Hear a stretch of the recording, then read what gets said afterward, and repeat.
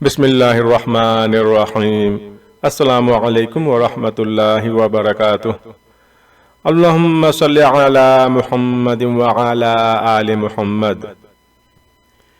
کیا گلاب میں خوشبو نبی کریم صلی اللہ علیہ وسلم کے پسینے مبارک کے ٹپکنے کی وجہ سے ہے؟ اور ملک شام کا گلاب سب سے بہترین کیوں ہوتا ہے؟ اس لیے کہ میرے آقا نے فرمایا کہ جب حضور معراج سے اترے تو حضور کے پسینے کے قطرات شام کی زمین پہ گرے اور اللہ نے اسی سے گلاب پیدا فرمایا، یعنی گلاب کے اندر اس کی خوشبو، پسینے کی خوشبو ڈال دی۔ انہی کی بو مایہ سمن ہے، انہی کا جلوہ چمن چمن ہے، انہی سے گلشن مہک رہے ہیں، انہی کی رنگت گلاب۔ یہ تھے سید امین القادری صاحب، اس طرح کے بیانات کرنے کے لیے بہت فیمس ہیں۔ کہ آقا معراج پر تشریف لے گئے اور جب معراج سے آپ لوٹ رہے تھے تو جسم اطہر پسینے میں شرابور تھا، پانی پسینے پاک کے کچھ قطرے زمین پر گرے، اور جب پسینے کے قطرے گرے تو اللہ تعالیٰ نے ان پسینے کے قطروں کو رائگاں نہیں جانے دیا، یہ میرے حبیب کے پسینے کے قطرے ہیں۔ یہ کہتے ہیں کہ ان پسینوں کے قطروں سے اللہ تعالیٰ نے گلاب کو پیدا فرمایا۔ اور یہ تھے فاروق رجوی صاحب، تو اس طرح کے بیان کرنے کے لیے یہ لوگ بہت فیمس ہیں۔ تو چلیے، اس کی کیا حقیقت ہے؟ گلاب میں جو خوشبو ہے کیا نبی کریم صلی اللہ علیہ وسلم کے پسینے مبارک کے ٹپکنے کی وجہ سے ہے؟ تو اس کی کیا حقیقت ہے؟ چلیے علماء کرام کی زبانی سنتے ہیں، اور امید کرتا ہوں کہ آخر تک ساتھ میں رہیں گے۔ یہ ہیں جناب الیاس عطار قادری صاحب۔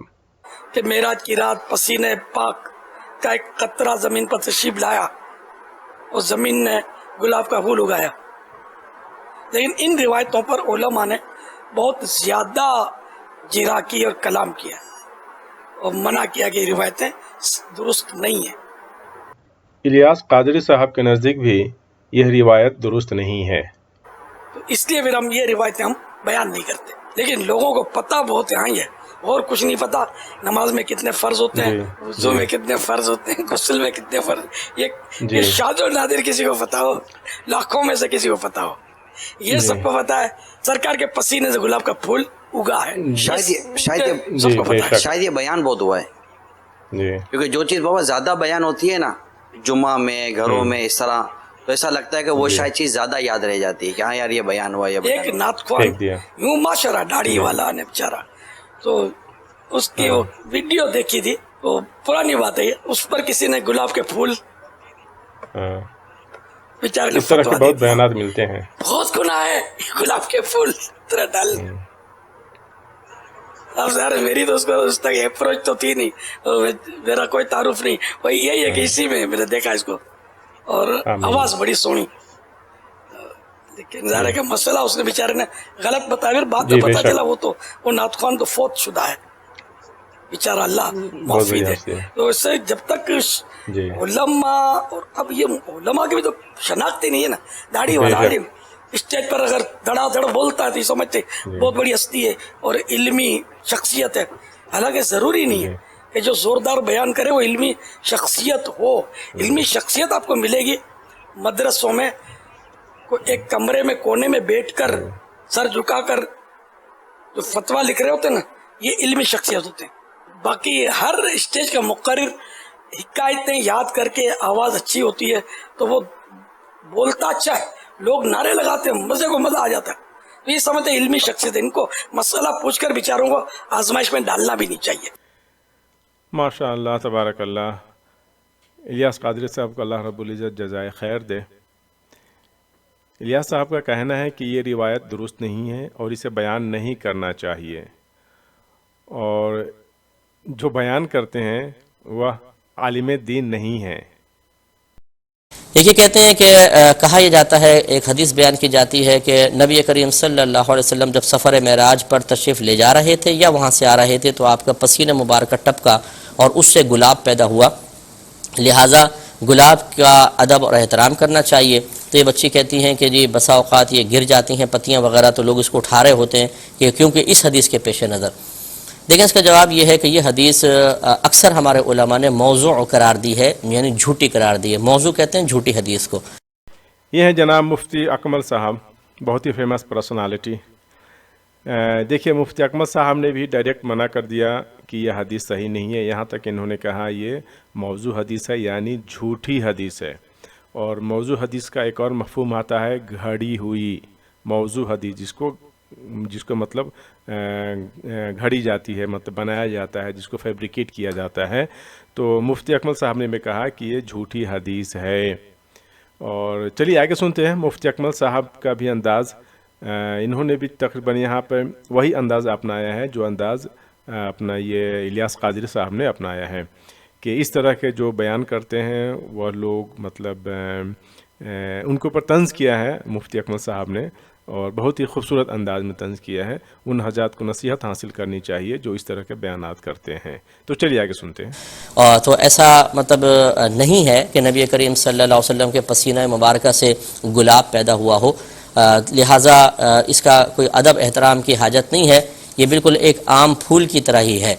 और बिलफ़र्ज़ अगर आप फ़र्ज़ कर लें कि कोई ये कहता है नहीं मैं तो इस हदीस को मानता हूँ, क्योंकि ज़िद में भी आ जाते हैं बाज़ लोग, चाहे अलिब दीन की आती नहीं, लेकिन जब इस किस्म का मामला होता है, किसी मुक़र्रिर से सुन लिया, किसी मुबल्लिग़ से सुन लिया, तो वो डट जाते हैं, जम जाते हैं। उनके सामने से बड़ा कोई साहिब इल्म या मुफ्ती कोई फ़तवा दे, वो कहते हैं ये फ़तवा तो बिल्कुल बेकार है, मैंने जिससे सुना है बस वो अक़ल कुल रखता है और तमाम तर उलूम उसी के पास हैं। तो ठीक है, अगर आप ये समझते हैं कि ऐसा है तो फिर आप पर तो अदब बहुत ज़्यादा वाजिब हो गया, क्योंकि ये पत्तियाँ नबी करीम सल्लल्लाहु अलैहि वसल्लम के पसीने मुबारक से गोया के पैदा और उसी के असरात लिए हुए हैं। तो फिर तो आपको बड़ा अदब और एहतराम करना चाहिए। जब आपकी शादी हो तो आप गुलाब का हार मत डालिएगा, सेहरा मत बनवाइएगा। इसी तरीके से पत्तियों वगैरह पे कहीं बिखरी हों तो आपके लिए उस पर चलना बहुत बड़ा गुनाह होगा। तो फिर आप ये कुछ अरसे बाद देखेंगे इसी किस्म के लोगों को कि कोई परवाह नहीं कर रहे होंगे, जूते भी रख रहे होंगे, फूल की पत्तियाँ भी निछावर कर रहे होंगे, हार भी पहन रहे होंगे, उसकी पत्तियाँ टूट टूट के गिर रही होंगी, क्योंकि जोश जज्बा अपने मकाम पर, लेकिन जब आलम होश में आते हैं तो फिर उसके हरज को बर्दाश्त करना इनके बस की बात नहीं होती। तो ये किसी पे खुदा नखास्ता में तंज नहीं कर रहा हूँ। एक गुजारिश ये है कि इस तरह की चीज़ों पर सख्ती करना और उनको मुआशरे में आवाम के दरमियान राइज करने की कोशिश करने से सिवाय इंतशार और इफ्तराक के और कुछ भी हासिल नहीं होता। बहुत सारी चीज़ें ऐसी हैं जो इससे कहीं ज़्यादा अदब का तकाजा करती हैं। मिसाल के तौर पर झूठ ना बोलो, ग़ीबत ना करें। ये शरीयत का अदब और एहतराम ये है कि झूठ से बचे इंसान, ग़ीबत से बचे, नमाज पाबंदी से इख्तियार पढ़े, इल्म दीन सीखे। सबसे बड़ी चीज़ ये है कि शरीयत ने हम पे लाजिम करार दिया है कि इल्म दीन सीखें, और हम अगर अपने नबी के फरमान को नज़रअंदाज करें तो ये है बहुत बड़ी बेअदबी। पतियों को उठा रहे हैं एक ज़ईफ़ या मौजू हदीस की बुनियाद पर, लेकिन उस नबी का हुक्म मानने के लिए तैयार नहीं है। तो अब इसी से आप अंदाज़ा कर लीजिए कि हमने अदब और एहतराम के भी अपने ही मयारात बना लिए हैं। जहाँ अपना मूड होगा, जहाँ अपनी वाह होने का यकीन हो, वहाँ पर तक़वे की गहराई तक पहुँच जाएंगे, और जहाँ पर मुश्किलात का सामना होगा वहाँ पे फिर नफ्स शैतान का कहना मान के नबी करीम सल्लल्लाहु अलैहि वसल्लम के अहकामात को बेदर्दी के साथ पसे पुश फेंकते हुए नज़र आएंगे। ये गलत रवैया है, ऐसा नहीं होना चाहिए। अली भी अगला सवाल है, हमने बचपन से एक बात सुन रखी है जिसकी तस्दीक या तरदीद अली भाई से मतलूब है। वो हैरान कुन बात यह है कि बहुत से मुसलमानों का ये दावा है कि एक मरतबा हमारे प्यारे नबी सल्लल्लाहु अलैहि वसल्लम का मुबारक पसीना ज़मीन पर गिर गया तो अल्लाह ताला ने उसके एजाज़ में वहाँ से गुलाब का फूल उगाया। चनाचा हम जो गुलाब के फूल की खुशबू सूंघते हैं, दरअसल ये खुशबू नबी सल्लल्लाहु अलैहि वसल्लम के पसीने की खुशबू है जो अल्लाह ताला ने क़यामत तक के लिए गुलाब के फूल की शक्ल में बाकी रखी है। क्या ये बात सही है? ये कहानी है जी, और सराहतन मैं समझता हूँ कि नबी इस्लाम की गुस्ताखी है, क्योंकि आपके मुबारक पसीने की खुशबू गुलाब से बहुत बेहतर है। ठीक है, ये तो पहली उसूली बात है।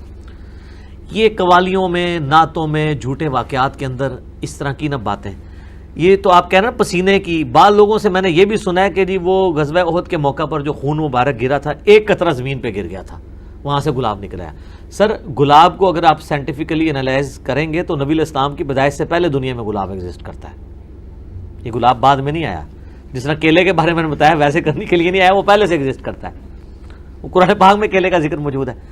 तो ये गुलाब का इससे ताल्लुक़ नहीं है। बाकी ये बात दुरुस्त है कि नबी सल्लल्लाहु अलैहि वसल्लम का मुबारक पसीना खुशबूदार था, और वो गुलाब की खुशबू का मोहताज नहीं है, उससे बेहतर था।